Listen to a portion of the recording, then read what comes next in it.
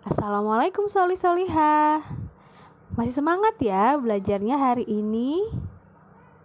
Bertemu lagi dengan Bu Nisrina.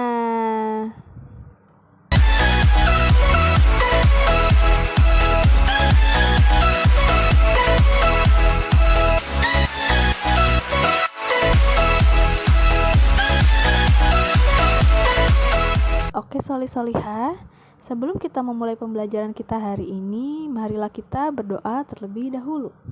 Berdoa dimulai. Berdoa selesai. Nah, kali ini kita sudah memasuki materi di tema 5 yang paling terakhir loh Solihah, yaitu subtema 3, pembelajaran 5 dan 6 mengenai sikap kepahlawanan. Yuk Solihah, disimak materinya.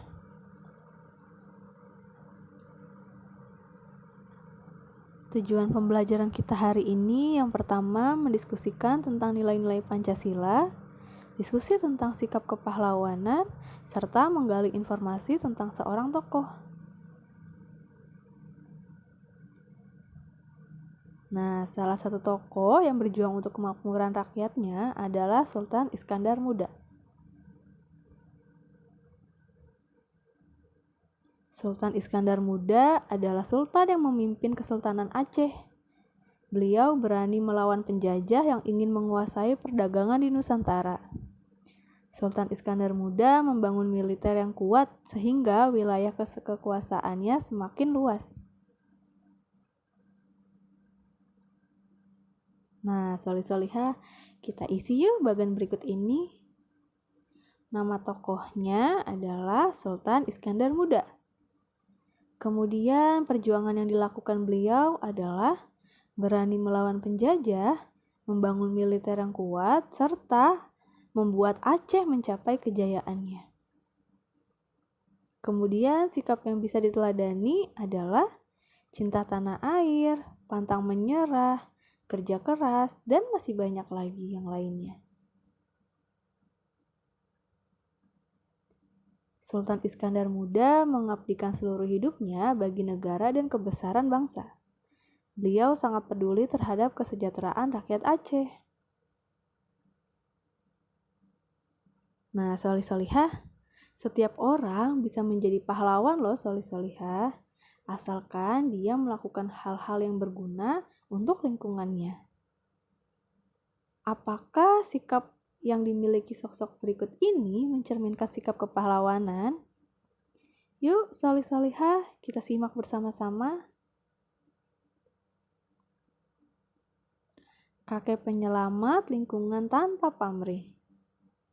Berbuat baik tidak harus menunggu kaya. Itulah filsafah hidup seorang pria berusia 65 tahun yang tinggal di Sumedang, Jawa Barat. Dengan ketekunan dan kesederhanaan, sang kakek mampu mengubah lahan yang tandus di kaki gunung Tampomas menjadi lahan hijau. Kaki gunung Tampomas dulunya hanyalah padang tandus yang rusak karena penambangan pasir. Setelah pasir habis ditambang, tempat tersebut ditinggal begitu saja kering dan gersang. Tidak ada yang bertanggung jawab, tidak ada yang dikenai sanksi karena kerusakan ekosistem ini. Duha Juhairi menjadi penyelamat lahan yang rusak. Selama 26 tahun tanpa dibayar, tanpa pamrih, terus berupaya supaya lahan kering menjadi hijau. Usaha kakek ini tidak sia-sia. Kini puluhan petani dan peternak menggantungkan hidup dari jerih payah Juhairi. Karena itu, ketekunannya pula sang kakek rajin ini berhasil menjadi peternak. Namun, kakek Juhairi bukanlah tipe orang egois. Ketika berhasil, ia membagi kebahagiaan itu kepada penduduk sekitar untuk diajak menjadi peternak. Kini, kakek Juhairi menuai kebahagiaan dari benih kebaikan yang ditabur. Hanya dengan upaya sederhana, kakek Juhairi ternyata mampu mengubah dari tiada menjadi ada, dari kerusakan menjadi keteduhan. Untuk berbuat baik, perlu usaha yang tiada henti.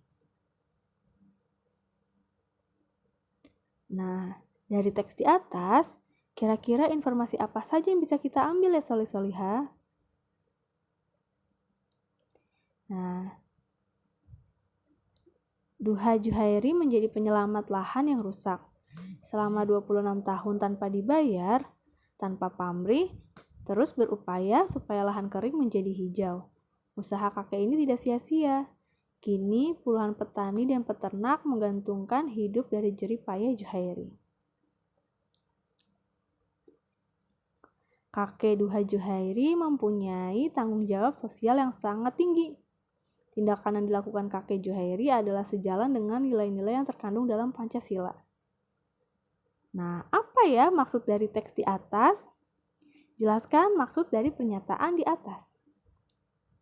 Jadi maksudnya, sikap kakek Duha Juhairi itu yang pertama menghormati hak dan kewajiban orang lain, yang kedua menyayangi sesama manusia, yang ketiga berusaha menolong orang lain sesuai dengan kemampuan kita, yang keempat menghargai hasil karya orang lain dengan tidak mengejek karyanya, dan yang kelima menjunjung tinggi nilai kekeluargaan, seperti kisah kakek Duha Juhairi.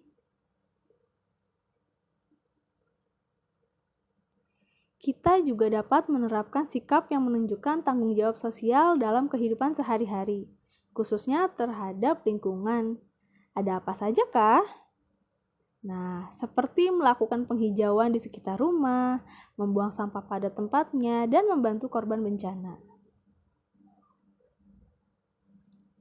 Jadi, setiap orang bisa menjadi pahlawan, terutama untuk dirinya sendiri dan orang sekitar. Lakukanlah hal-hal yang berguna serta bermanfaat untuk lingkungan sekitar. Nah, sekian solih-solihah materi hari ini. Semoga bermanfaat ya. Kurang lebihnya mohon maaf. Wassalamualaikum warahmatullahi wabarakatuh.